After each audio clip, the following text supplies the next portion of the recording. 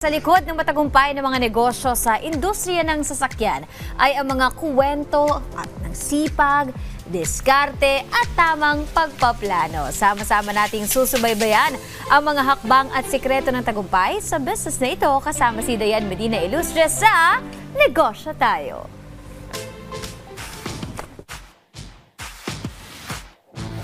Kamusta ang pagninegosyo ever since you started in the business industry?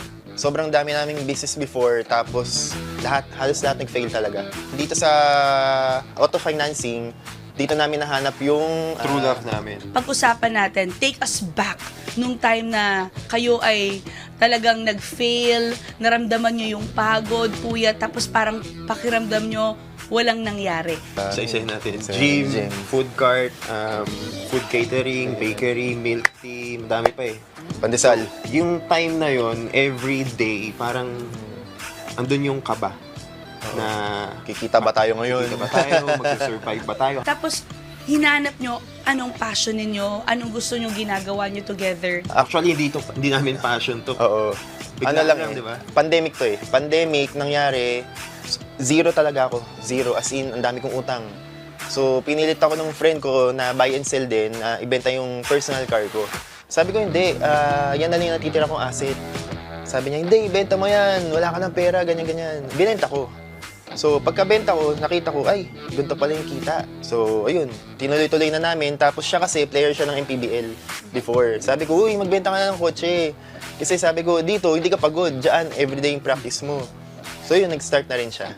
May advantage ba of being partners bilang magkapatid? Kami yung basher ng isa't isa eh. Oo. So, pag may mali siyang ginawa, sasabihin ko talaga sa kanya. So, pero about money, hindi kami nag-aaway. Wala. Kahit piso. thing. Yun So- ang advantage namin sa iba. Hindi kami nag-aaway sa money. Pero maraming kapatid nag-aaway sa pera eh. Marami. Pero kami hindi.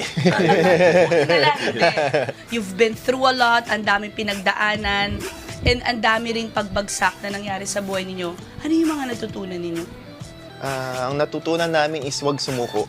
Kasi, di ba, pag sumuko ka, wala na mangyayari sa'yo. Eh, kami, subok lang kami ng subok. Wala kaming pera actually. Yung iba, inuutang namin. Pero kasi yung uutangin mo na yun, doon ka lalaki. Di ba? Anong advantage ng pag-utang? Parang yung mga phone namin, lahat ng gamit namin sa bahay, puro credit card yan eh, puro utang. Hindi ko siya binibili ng cash. Pero kasi, yung instead ibili ko siya ng cash, magagamit ko siya sa negosyo. Mapapalaki ko yung negosyo ko. So, you can do utang or loan which you can use for investment in the future. Kasi baka marami mag-react, ayoko ng utang, takot ako sa utang. So, here pala in business, it's different. You can use utang as an advantage for you to be able to do a business on the side and equivalent to passive income. Kasi ang cars namin, 19K DP lang. 19,000 down payment lang. So instead of buying 400,000 or 500,000 na car, pwede mo siyang i-invest sa ibang mga negosyo, mga friends mong merong negosyo. Na pwede kang kumita na mas malaki.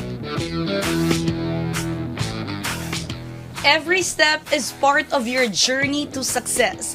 Yan po ang mindset ng business owner na sina Kenny and Tofi Santos. Magkita-kita tayo ulit next week mga kanegosyo para sa isa na namang business story na ibabahagi namin sa inyo.